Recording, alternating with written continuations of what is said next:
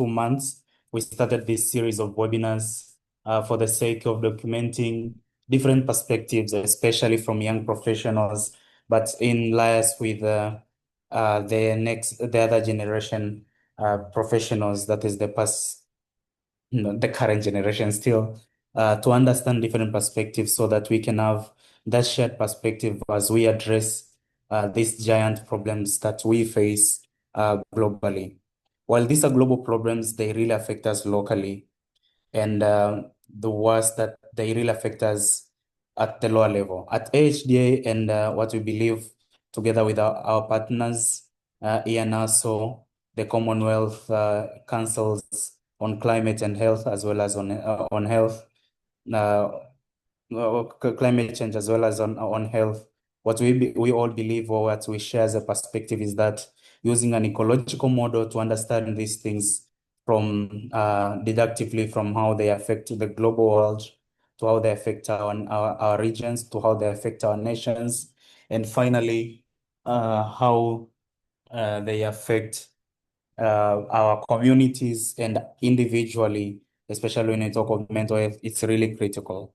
And I'll now start by welcoming our first keynote speaker. Our first keynote speaker, that is Mr. Henry Ajije, to open up the discussion so that we can hear from his perspective working with Charis.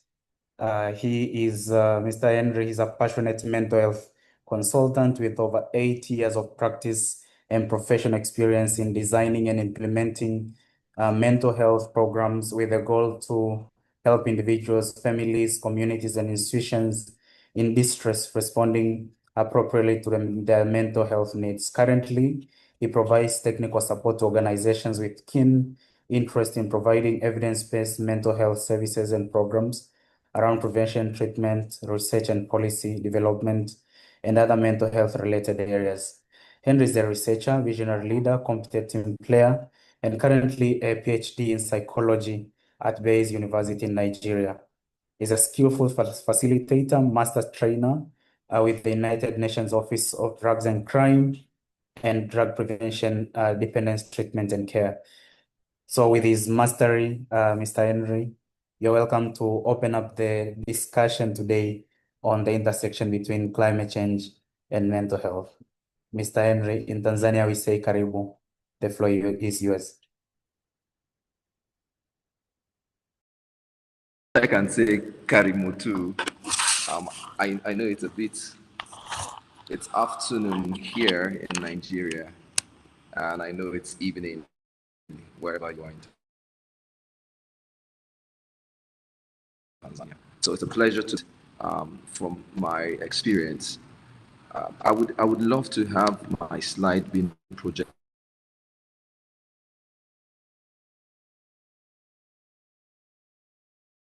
Team can help me project my slide. It'll be better for me from your.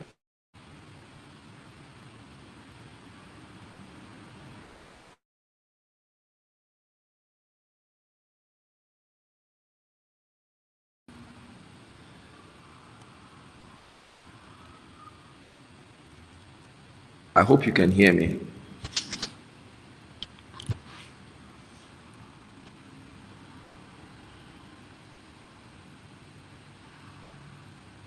Yes, I just sent an email. If you can forward it quickly, then I'll project. Okay. Okay. Mr. Henry, yeah, there's an email I've sent public. If you can forward it now, right away, I'll project it. Oh, I have it. I have your slides now. Okay, thank you.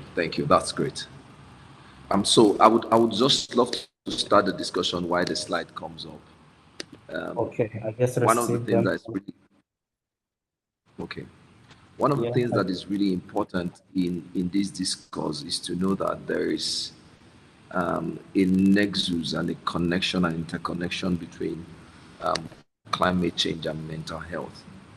This is the slides. The challenge.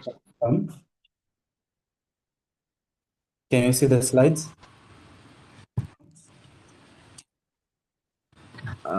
Not yet. I'm sharing. Okay. Can you see?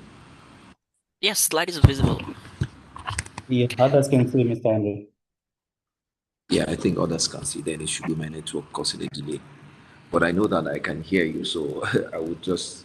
Yeah, okay. I have the I'll work. slide. Yeah.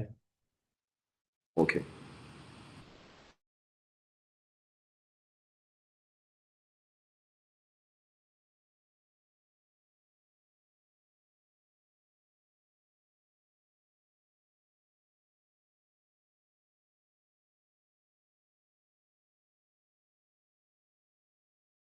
Mr. Henry, if you're speaking, I can personally not hear you. I don't know if others can hear.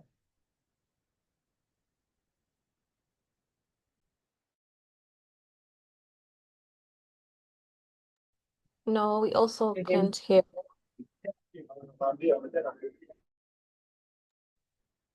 Mr. Henry?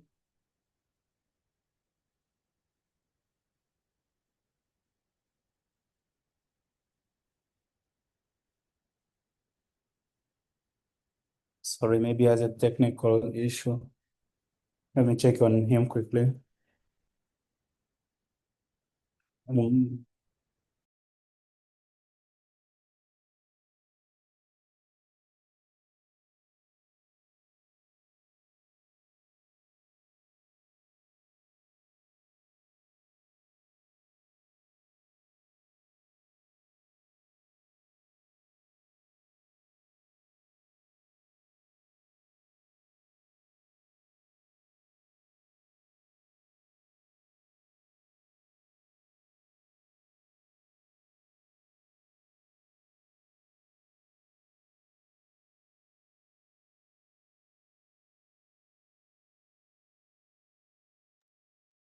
Hey, Mr. Henry? Hello, Henry?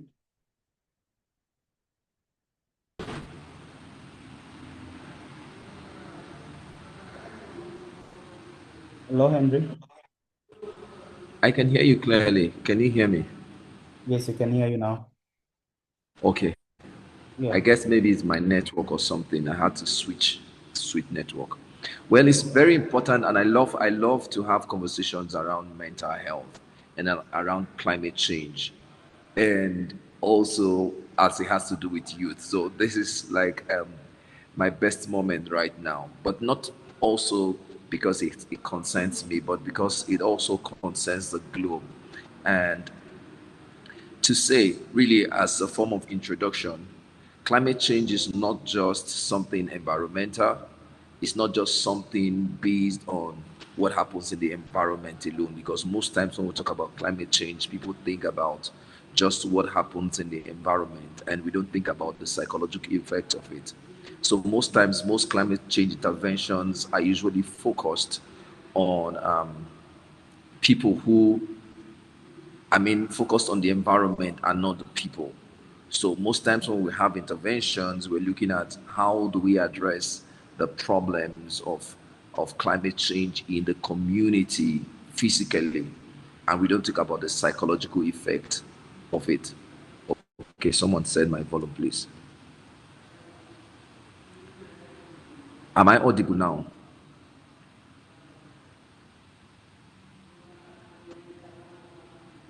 Mr. Henry, you are audible.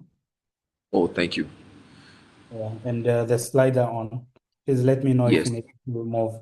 And you have 8 minutes remaining, please. Yeah, thank you. The person working with it, you can work on the slide. I might not say next slide, but you can just see where I am and then push up the slide. Yes, I think I'm at the introduction part. Well, particularly, I realized that young people have several psychological problems as with regards to climate change. And this is not just because they are young people alone. And this is not just because it's the climate change problem alone, but because every individual respond differently to different problems. And of course, we know that when we talk about psychological problem, we're talking about the thoughts of individuals. We're talking about the behavior of individuals, and then of course we're talking about the responses of individuals, the emotions of individuals. So young people experience both emotional challenges. They have negative thought patterns with regards to the climate change problem, and of course the responses also. So there might be responses of irritability and or whatnot. So I would look at the psychological effect at three major areas. And one of the major area would be what is called climate anxiety. And of course, we know that anxiety is not just a feeling of nervousness alone, but of course, when there is worry, when there's chronic worry over a long period of time. So young people experience psycho distress, and this distress, psychological distress, comes as a result of climate change. So people begin to experience fear, fear of the future, what's going to happen in the future. Am I going to be just in Mars? Am I just going to leave the earth and find myself somewhere in another planet? This worry would begin to metamorphose into fear, would begin to also metamorphose into panic attack, and then it becomes anxiety. And of course, there are underlying issues that could make one person respond more than the other person, because the question might be, okay, why is this young person responding to climate change and this other person is not responding? Of course, we can look at risk factors that could predispose an individual. So if there is an existence of trauma before, if that individual has been exposed to mental health problems before, that can also trigger. And of course, if the environment is not nurturing enough, and there's some lack of coping mechanisms, that could also be some challenges. So the impact could be felt in form of anxiety, people having worry and fear. That can also be also felt in terms of depression. So people are having low mood, and of course loss of interest in pleasurable activities, and of course trauma itself, PTSD, post-traumatic stress disorder. People could also begin to use substances just to cope with the overwhelming problems that they experience. So imagine a young person who is exposed to climate problem and is unable to cope properly. Well, in Nigeria, I would say, if you watch the news recently in Benue State, there have been issues of farmer herders crisis, and this as a result of climate change, drought in a particular part of Nigeria, and making herders to leave that point where they are to go to places where there are green lands where um, they can get food for their cattle. And this has caused a lot of rancor. And of course, in our intervention, when we have discussions, I'll discuss about the interventions we have carried out in those particular communities. So you can imagine the psychological effect of that on a young person.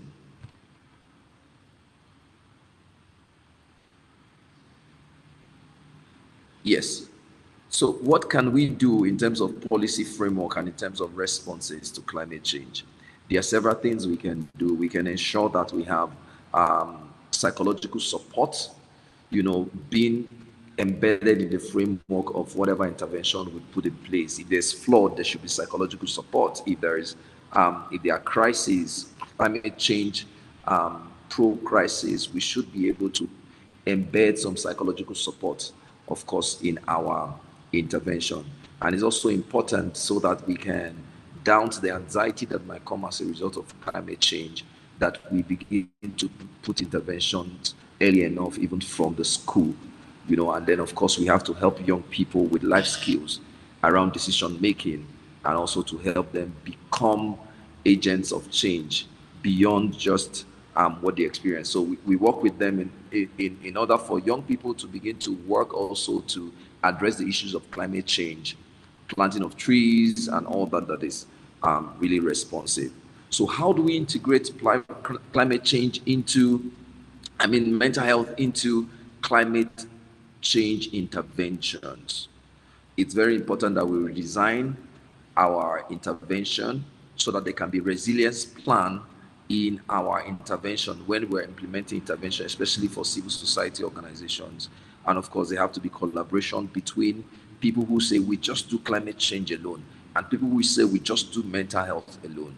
You know, there have to be collaboration across sectors, across the health sector, across the environmental sector, across the educational sector. They have to be collaboration. And of course, like I said, it's important that we empower young people with life skills and psychosocial support. So, in conclusion, I would recommend that we invest in practice, invest in policy, and of course, invest in prevention, which is really important. Right? So, climate change is a mental health issue, and of course, some mental health problems are also fueled by climate change. So it's important that we see the nexus between that. And we should protect the youth's mental health, which is very important. And of course, there is hope, because in all that we see, there is hope. And the hope is when we begin to bring in interventions, innovations, and ensure that there is inclusion of mental health programs in climate change programs. I would yield the mic at this moment. Thank you. Thank you. Thank you very much, Mr. Henry, for that insightful presentation and all those key insights that you have offered and the very fruitful recommendations to open up the conversation. I'll now go to our next speaker. Our next speaker is a she, and she'll be responding to the following questions. One, because she's a young leader, she'll be speaking on key issues around young leadership in health and the linkage between climate and the growing burden of mental health, especially among young people and the communities she serves, as well as highlighting some examples. She'll come to look through effective community public health strategies in building. But I'll start with the first question. I'll introduce three key speakers and then I'll have first questions for each. Our three key speakers here are Ms. Salome Mosha. She's a public health professional with expertise in environmental health and passionate advocate for youth adolescent well-being, including mental health. Her work focuses on awareness creation, prevention, health promotion, and community empowerment, particularly among vulnerable populations. Salome addresses a wide range of public health challenges, including environmental risks, mental health issues, and the health impacts of climate change through her advocacy and community engagements. She promotes inclusive, health-centered solutions grounded equity and resilience, guided by her strong commitment to sustainable development goals. We have another speaker with us, Ms. Chanel. Chanel comes all the way from the west. We woke her up very early in the morning. Chanel, if you can just switch your mic quickly and tell us if you're full awake or we are still waking you up, will be great. Chanel. Hi, good afternoon to you, but good morning to me. So Thank you we so had much to for give having you me the here. I am breakfast. fully awake. Oh, great. So Chanel is an entrepreneur. She's a mental health advocate, founder of Wadadli Initiative for Self-Care and Healing. That's WISH. Chanel Inhofe, I'm sorry if I'm pronouncing your last name incorrect, is an entrepreneur, communications profession, and mental health advocate based in Antigua and Barbuda. She's the founder of WISH, as I said, and an organization that is focused on mental health awareness, education, and support. Through which she leads initiatives such as school outreach, support programs, research, digital tools like Wish Mode Tracker, or so we'll be hearing some issues around digital issues here. She's authored the Be Kind to Your Mind activity book for children and helped draft the model mental health bill aimed at modernizing outdated legislation. And we have Mr. Murad Ansar. is a clinical psychologist and CEO of Psycure, another digital platform. So we have two digital services here that we'll be learning from today in these few minutes. It's a digital platform for mental health and emotional well-being, an international award-winning mental health entrepreneur from Bangladesh. He's a Z Zurich scholar and a speaker of global forums, including One Young World. With over 5 years of experience in community development, he advocates for youth mental health and social equity.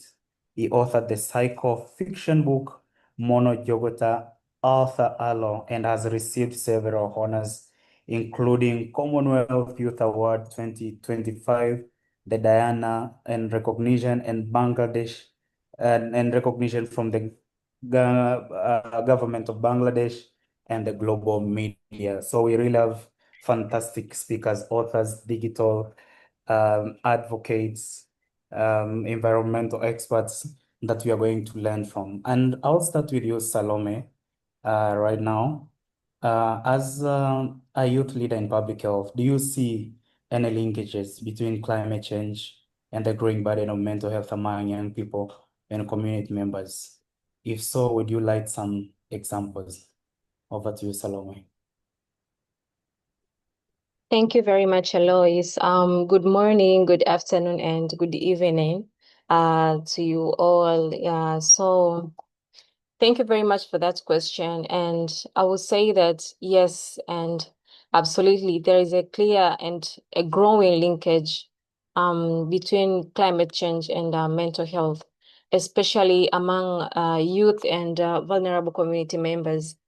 Often when we think about the effects of climate change, mostly we focus on the visible physical impact, as Henry said, like the climate impacts like floods, drought, and extreme weather. But the truth is, climate change affects us from the inside out. And it affects our mental well-being, our emotions, and even our behavior.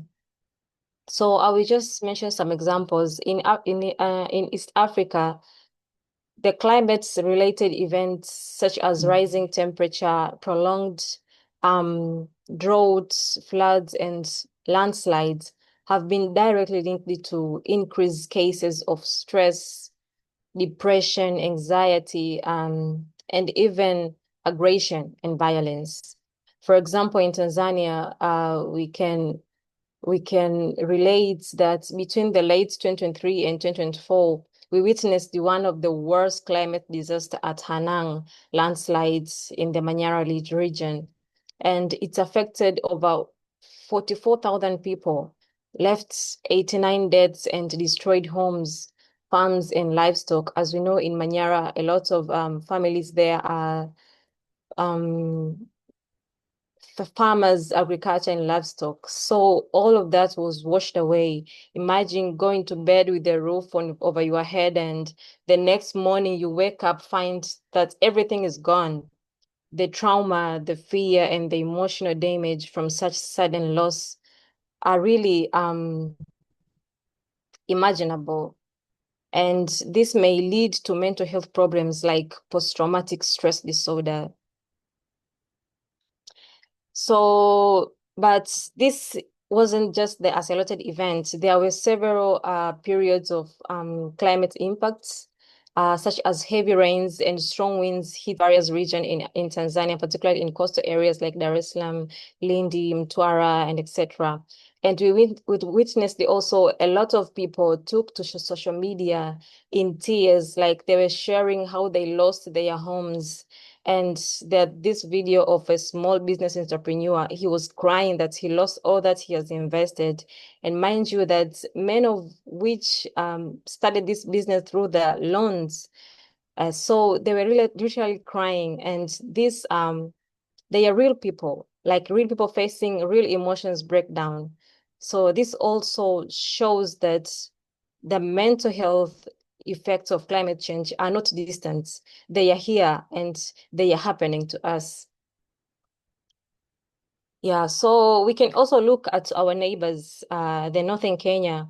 Research shows that their prolonged droughts, that's wiped out livestock, leading to extreme poverty and increased cases of domestic violences.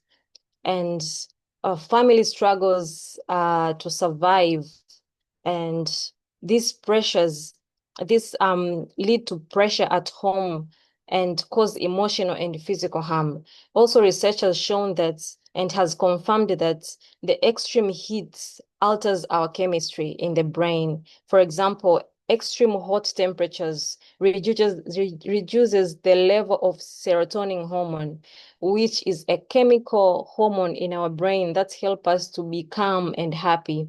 So the effects of that may lead to some changes in behavior without somebody knowing it. Also, the increase in temperature may lead to increase in testosterone hormone, which also is linked to aggression and sometimes violence, which also include into sexual and domestic abuse.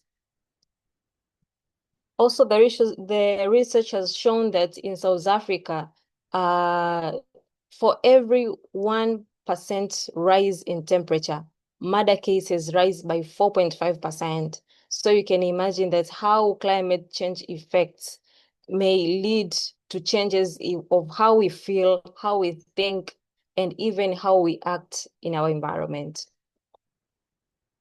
And the result of all of this, most affected are the most vulnerable, especially women and young people who already face economic, social, and even emotional pressure. That is why when we talk about responding to climate change, we must go beyond the environment. Like, we must also protect our mental health and protect our peace in the community. Climate action is not just about saving the planet or saving the environment. It's about saving the people from the inside out. Yeah, I can respond that. Thank you. Alois, back to you. Thank you very much, Salome. That is really, really insightful and loaded with some good examples. Mr. Murad, I just talked of your wonderful technology, the digital technology, building on all those insights that Salome has given and many insights that are coming from our participants here, which I'll read later. I'll come to you now, Mr. Murad. How is the digital technology like Psychure's platform that you're leading, helping young people cope with climate-induced mental health challenges? Over to you, Mr. Murad. Thank you. Thank you so much, Amplify Health and Development in Africa, and warm greetings to everyone here today. It's an honor to join this conversation because climate change is not just a crisis of the environment, and to me, it's increasing a crisis of the mind, especially for the young people. And before I jump to the how we are operating and navigating these things, if I give you a bit scenario, mental health scenario of Bangladesh, we in Bangladesh we have only thousands of mental health professionals for 170 million people, and 90% of the professionals are the practice in the capital. At the same time, only 8% people come to the services are or sometimes they are not access the mental health services. So what we see at PsyQ, we have seen the first hand how climate event like flood, cyclone, and displacement are triggering the mental health issues like what my friend Henry already mentioned, the anxiety, hopelessness, trauma, especially among the youth and adolescents actually. To respond, we build a platform that meet the young people where they are in on their phone. So I already mentioned we have only thousand of mental health professionals for 170 million people. So it's very difficult to access the mental health services. So we develop a platform, Secure, where people can access the mental health service from anywhere at their convenient time actually. So in Secure, we're providing three kind of services. Mainly, there have lots of stigma about the mental health. So we create awareness through our different signature campaign. One is our is Unwind Mind, where people express their mental health through painting, digital art, and photography. And for the self-care, as youth can learn how to navigate the things. So we provide training and workshop and fellowship. And those are struggling, we provide the intervention. It's a short-term and long-term intervention. If I tell more about the short-term intervention, we provide the live chat-based counseling, emotional journaling, meditation, and self-help content in both Bangla and English. Actually, we mainly focus on live chat-based counseling and guided meditation. So guided meditation is for like anyone can access at their convenient time. Since we are talking about the climate change, we are talking about the climate impact. So sometimes they are struggling with the internet. So, but if someone install our app, so they can easily access our guided meditation is like an action oriented. They don't they some is feel like someone struggling with the anxiety, stress, depression, and sleep. What they should do, our recorded meditation is there, they can access at their convenient time. We also offer the anonymous accesses, which has been critical in breaking the stigma. What's unique is how young people in climate vulnerable areas like flood from district or Rohingya refugee camps are using cycle during and after the distress actually. Now, after recent monsoon flood, we saw around 60% spike in masses from youth expressing fear about their future, livelihood loss, and family displacement. It reminded us that digital tools can provide safe, immediate psychological first aid even when physical access is limited.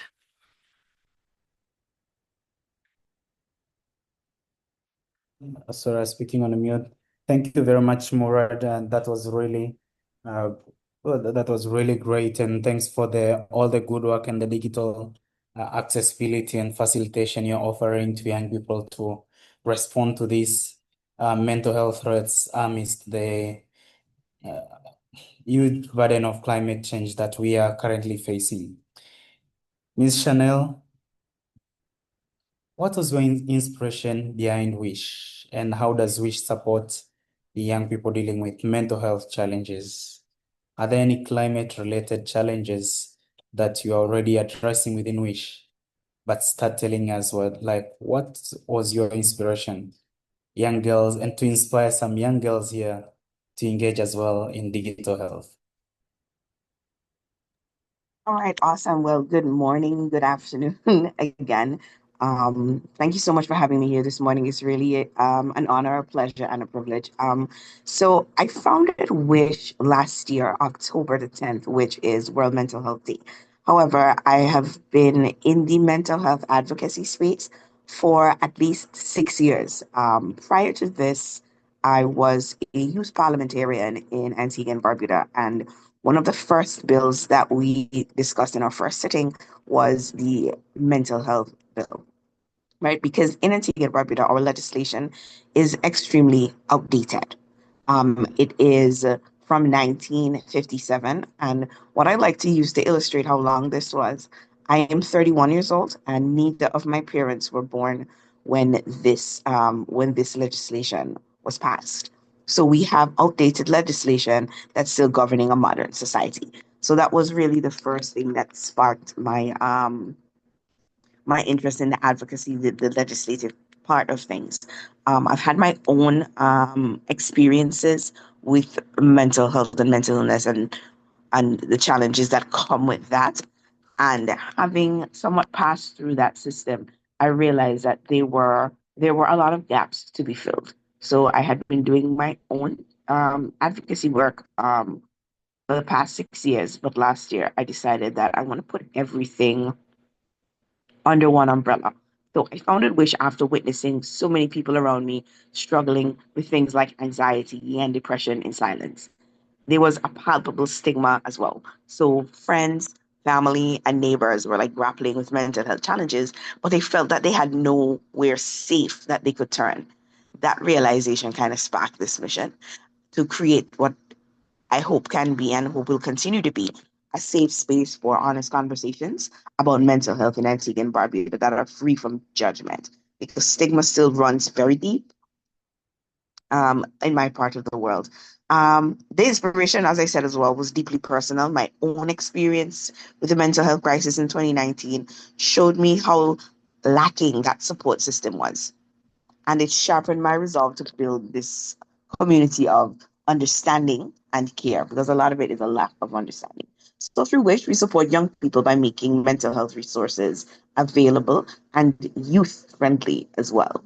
So we have had school outreach programs, support groups, and we also have digital tools to meet the young people where they are. So, for example, our team conducts interactive workshops in schools to break the silence and teach young people coping skills from an early age, right? With the Be Kind to Your Mind coloring and activity book. For example, our team also created the Wish Mood Tracker app to help teens log their feelings and spot patterns. So, using artificial intelligence and machine learning as well, we've come up with a piece of software that allows them to safely track their feelings, and then it gives them advice, and the advice is pulled from a pool of mental health professionals that we have here in Antigua and Barbuda. So we're not just relying on the AI to just spit out some kind of random generated piece of advice. We've consulted with the mental health professionals here to build something that is accessible because it's free and that makes sense as well. So we quickly become more than just a platform. It's slowly turning into a movement that's dismantling that stigma, and we're building a supportive network across our Twin Islands. So when it comes to climate related challenges, we definitely recognize that climate change is a mental health issue as well. In the Caribbean, each hurricane season brings real anxiety because we are located right smack in the middle of the Atlantic and Caribbean Sea. And when those hurricanes come our way, we're all just holding our breath and waiting. So back in 2017, we experienced a category 5 plus Hurricane Irma. While the island that I live on, Antigua, was spared, our sister island of Barbuda was almost completely demolished. At that time, I was working at the Red Cross National Society. I was the branding and marketing director at the time. But when we have a disaster, it's all hands on deck because I'm a Red Cross volunteer before all of that. And through the relief efforts there is when it started to really click how much emotional turmoil people can go through from losing everything. We had some psychosocial support training. That was my first foray into something like that. And we realized how much grief people were carrying because of all of the loss that they would have experienced. Some people lost their entire home. Some families lost their entire homes. Everyone in the family lost their home. People are living out of tents for a very long time, and there are still people who have not yet recovered from that. So there's some chronic stress that is taking place there. And I found out it was called eco anxiety or climate grief. And it's on the rise among youth worldwide because a lot of young people were displaced. They could not go to their regular school. They had to be integrated into the schools over here. So there's a lot of change, and it came on very suddenly and in a very traumatic way. So we make space for these concerns in our conversations and in our programs as well. And we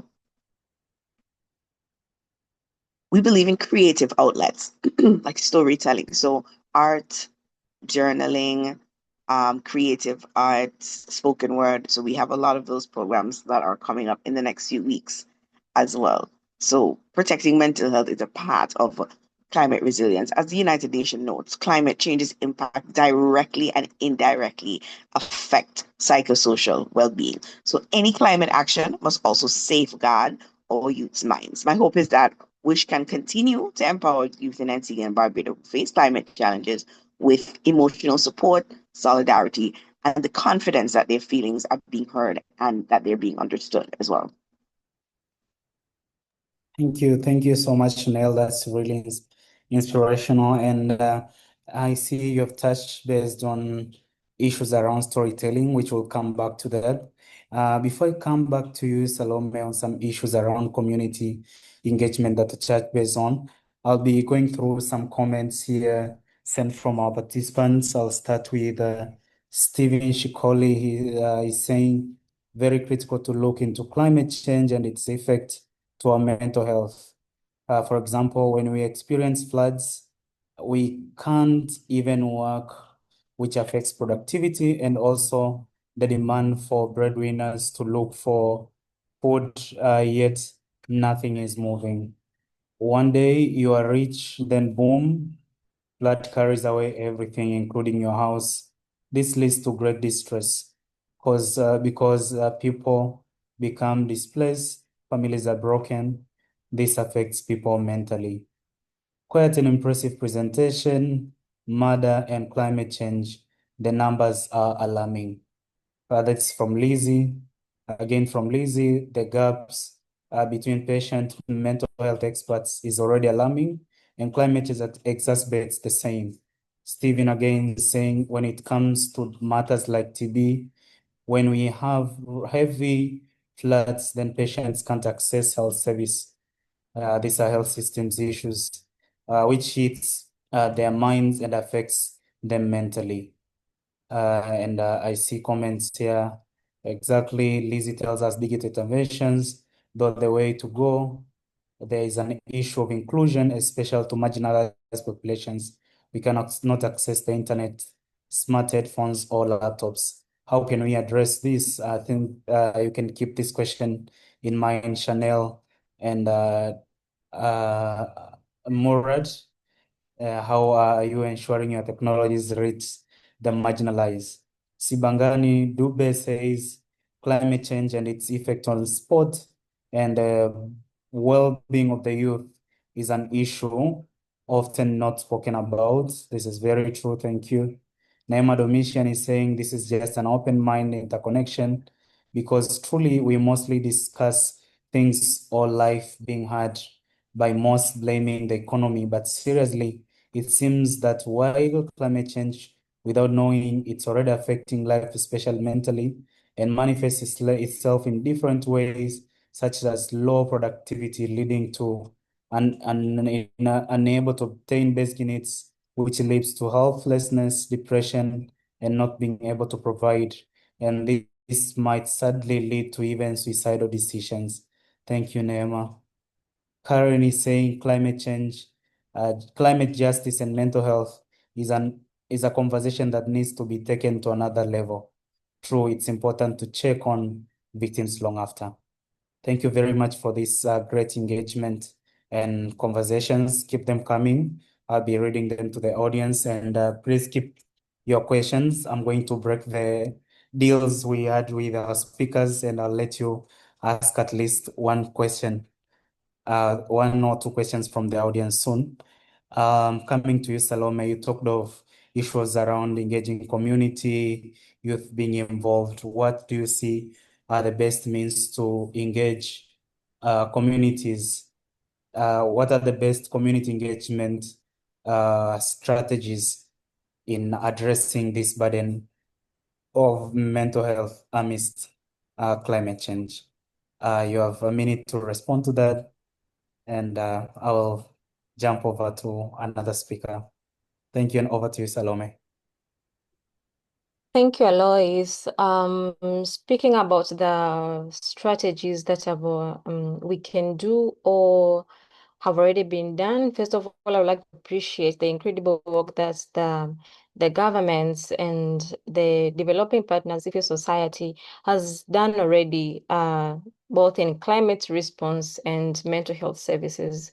We have seen strong national coordination during these disasters, and there have been early warning to disasters before they have occurred, and the growing effort to integrate mental health support into public health systems. Yeah, so the mental health strategic plan and the expansion of mental health services at primary healthcare level are the example of this commitment. But yet there is the need to strengthen the system.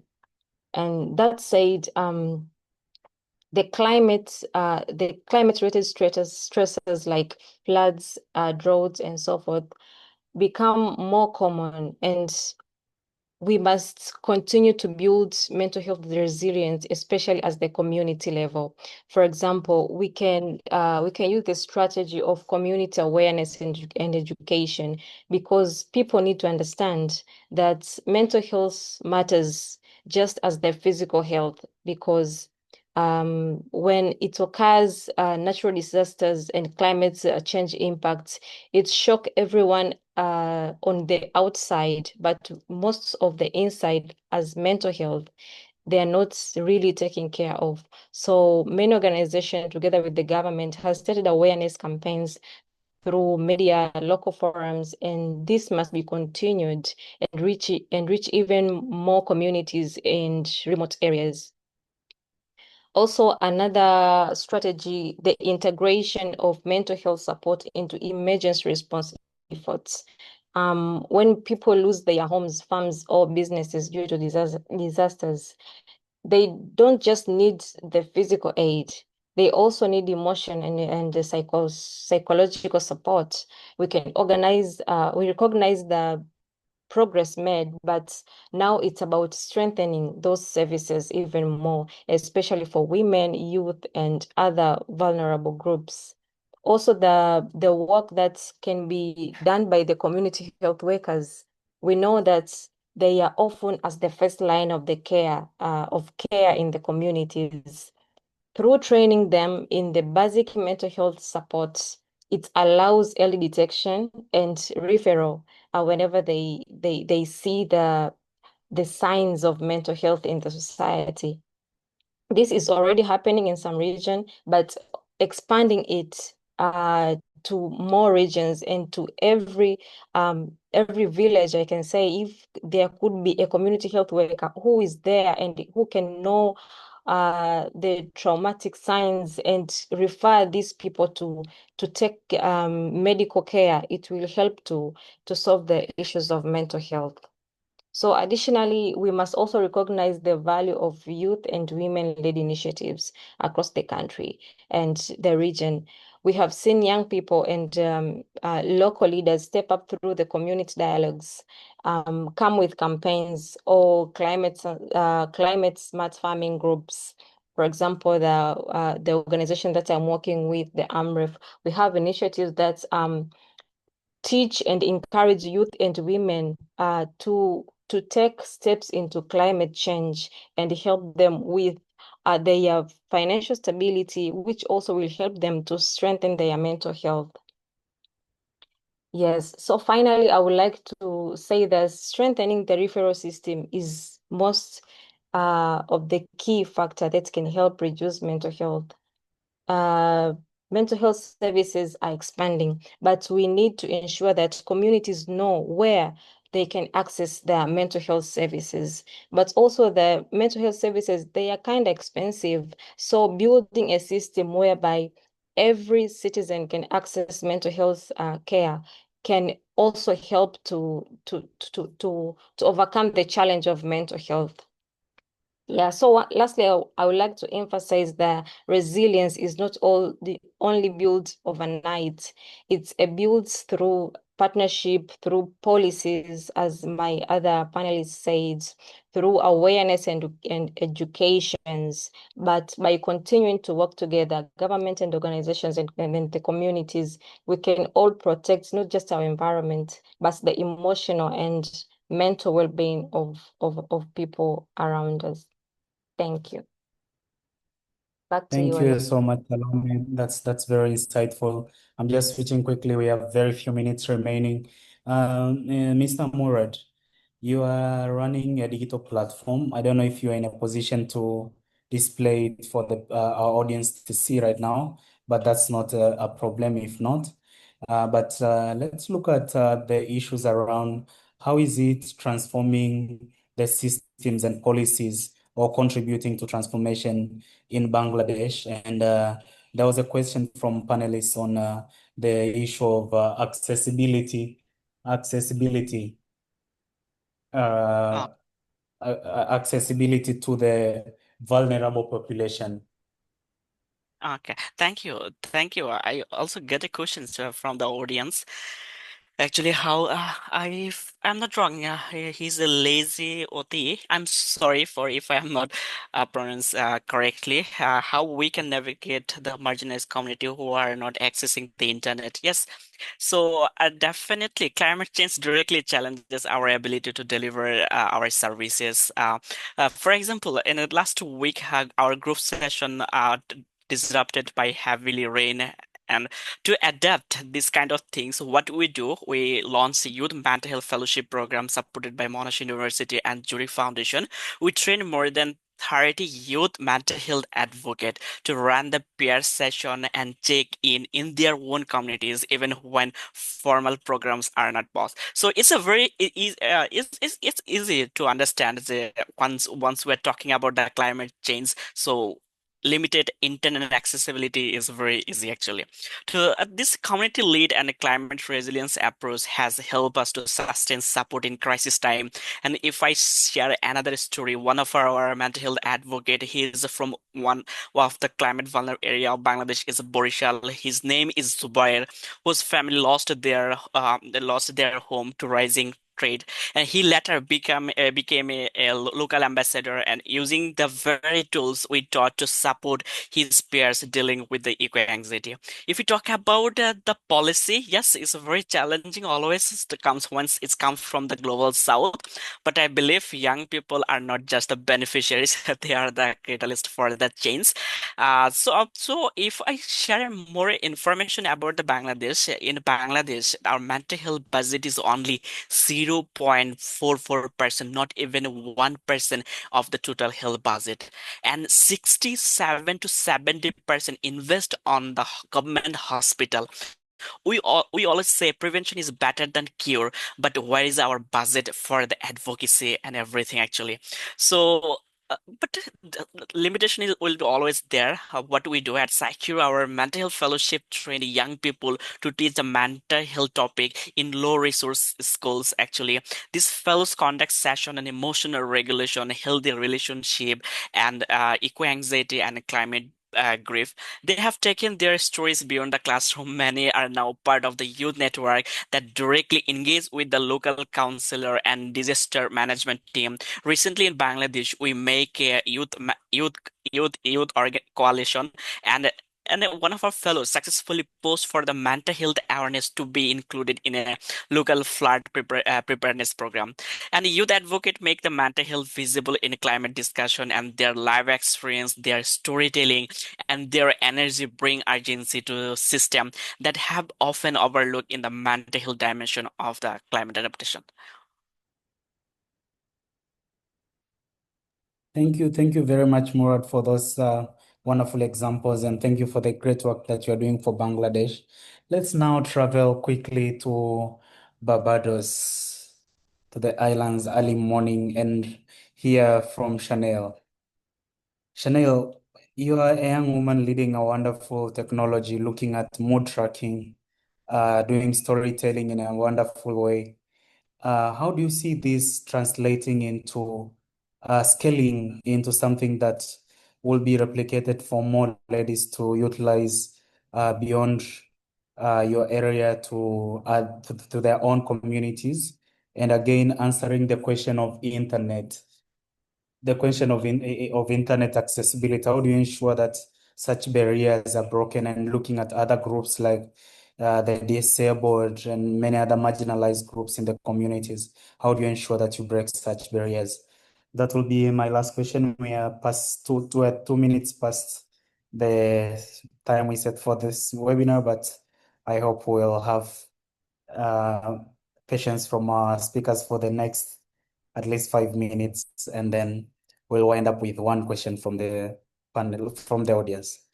Over to you, Chanel. All right, thank you so much. I'm really happy you asked this question, especially in the context of what took place in Antigua and Barbuda over the last 3 days or so. So from the 25th to the 27th of June, Antigua and Barbuda played host to the Organization of American States General Assembly, the 55th General Assembly, right? And I was very privileged to be able to sit in the room at the first ever side event that took place at an OAS General Assembly. The side event was surrounding mental health in the Americas, in the region.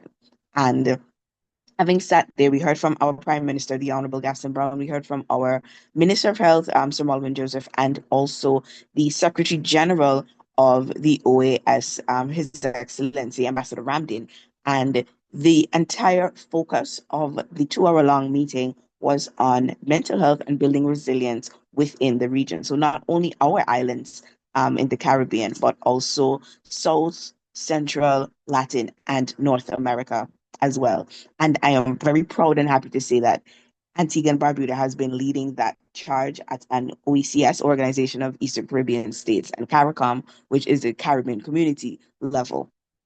Right, our Prime Minister is very passionate about mental health, and in his keynote, would have he would have he would have opened up a little bit about his mother's struggles with her mental health, and it sort of guided his passion in terms of getting our mental health infrastructure to a place where it needs to be. So, in terms of scaling beyond that, I think that we are pretty much on our way because Wish was one of the only local mental health NGOs to be sitting down in that room.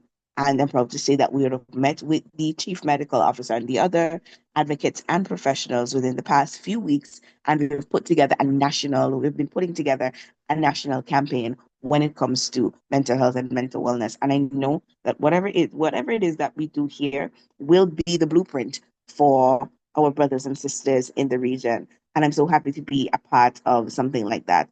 Additionally, with the assistance of the Pan American Health Organization, our Governor General's deputy has written new legislation that is hopefully supposed to be passed before November this year. And that is our aim, that is our goal, to bring that to the fore of the legislative agenda so that we're not only leading in terms of the advocacy part of things, but the action as well. So the whole thing is about turning commitments and advocacy into action. And I think that we are well on our way. So I kind of answered the last part of the question first, but I just wanted to get that out. In terms of storytelling has been one of the most powerful tools in our advocacy.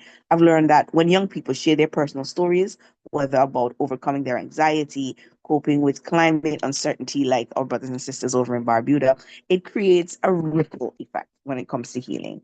So it breaks the shame and the isolation that often surround mental health struggles. What I can say about the young people right now, or people younger than me even, is that they're not afraid to share. As a matter of fact, they sort of overshare, which is a good and a bad thing sometimes. So it's easier to extract information from them because they're more willing to share those types of struggles with you as well. So this process transforms what may have felt like gloom and doom before into something positive because they're channeling that into their content. They're channeling that into their art, their music, whatever it is. I found that young people and children, especially because we work a lot with children, and hence why we decided to go the route of a coloring and activity book. They're able to put their feelings on paper in a way that is familiar to them. They feel like they're just coloring in their coloring books for school, but they're engaging in that self-care, in that healing, right? When it comes to access, Antigua and Barbuda has I think, 90% penetration when it comes to internet access. So a lot of people, even if they are in a lower economic bracket, do have access to some form of internet, whether it is at home, at a public library, or at their school. Everybody has a cell phone. Everybody has access somehow. And that's why we didn't make it into like an app that you have to download. It's actually a web app. So most of our content is just readily available on our website. Anything that you possibly could need is on the website. You don't have to download anything. What we have done as well, because we were one of the grantees for the 17 and the UNESCO Going Together grant. Through that now, we have been able to create some IEC materials. So we have printed posters, banners, etc., that are going to be placed around the schools in Antigua and Barbuda. So, okay, you don't have access to a computer or a phone all of the time. When you come to school, you can see these posters, you can see these brochures, you can have access to them like that. So we've been trying to reach every single person where they are. We know it's going to be absolutely impossible to reach 100% of the population. But for those that we can access, we're ensuring that they have that digital access, yes, which is important in this day and age, but also that physical access that they can actually see something tangible that they can look at, they can pick up, they can read, and that they can make notes from. So I know that we don't have a lot of time. So I think I'm gonna cut it right there. I think I answered all three parts of that question. And yeah, that's where we are right now with Wish in Antigua and Barbuda. Right, thank you so much, Chanel. That's wonderful. We look forward to those milestones to November and everything. And we would love to stay in touch and see how we could continue our partnership and engagement beyond borders. As you see, internet can bring us together, and physical as well, we can come together. Henry, I've kept you quiet for some time. What are your insights after you've heard about these digital technologies, young people taking the lead on the ground, community engagement, talking about system change? For 1 minute, what are your insights? And I would love to see a hand raised from any participant who wants to ask a question. You'll have 10 seconds to ask your question. But for now, I'll go to Mr. Henry first. Mr. Henry? Oh, he's not online, so I'll invite Lizzie. Great, thank you. Mine will be really short. I mean, I like the intervention, but as the first speaker mentioned, we also need to have policies in place around mental health intervention. I'm just concerned about this pressure when you're having, like digitalized intervention. How discreet is the information being shared? Because, when we're talking about mental health, you want your privacy to also be, honest. I just want to see whether that has been incorporated.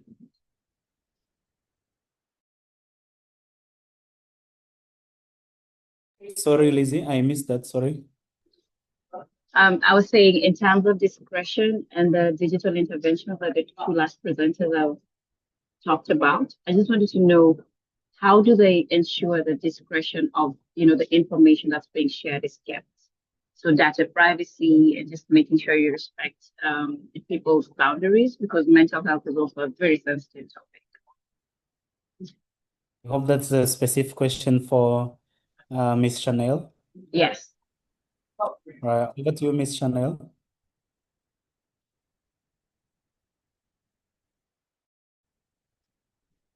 Hi, I'm back. I'm back. Is it possible that you could repeat that for me? I had a bit of a technical challenge just now. I only heard the tail end with boundaries.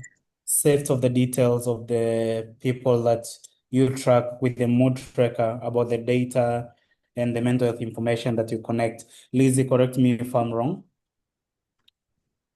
Yes, that's it. How do you maintain discretion and just, data privacy and just ensuring that this is definitely a very sensitive matter and you have an innovative solution to it? So how do you circle around those two issues?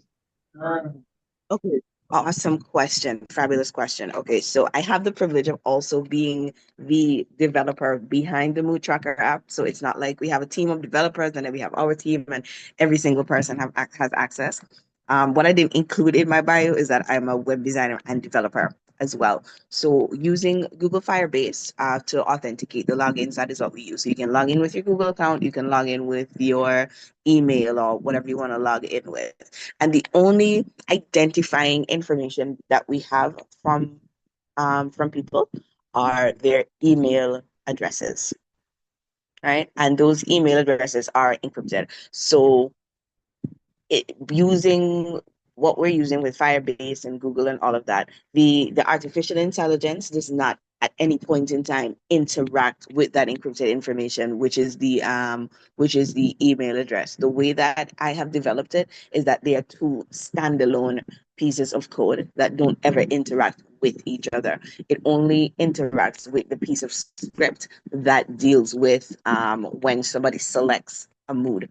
So it's seeing the mood that's being selected, but it's not seeing who is selecting the mood. The only reason the the email addresses are captured is to make sure that you can log back into your session and that it saves your mood going forward. So we have a very small team with very limited access. I think I'm the only one that has back end access to all of that. And the way in which I've set up the code is that those two things don't particularly interact. And Firebase is known to be extremely safe. And we of course have that understanding that when you log on, when you use the app, that your information is going to remain completely anonymous. Because one of the biggest things here, unfortunately, is that we have a very small island. Our population is only 100,000 people, if that much. We're conducting a census this year, so I guess we'll find out what the real population is very soon. Our population is very small, a very small place, 108 square miles. So it's a big consideration. And as somebody whose privacy has been breached before by who was supposed to be a professional, that's something that we take very, very seriously, because people won't trust you to share if they know that their information is not safe. It's not being held in a safe space and in a safe way. So that was a massive consideration when going forward with the app. It took us quite some time to get it done and get the beta testing and all of that and for the rollout.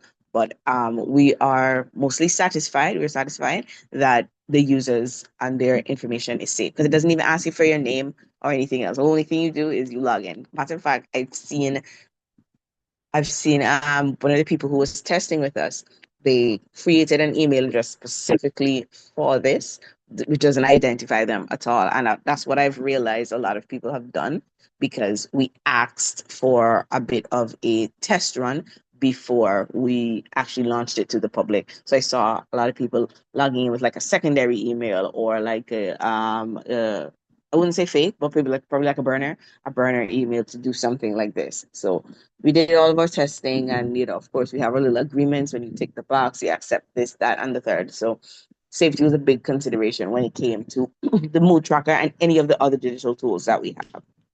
Ooh.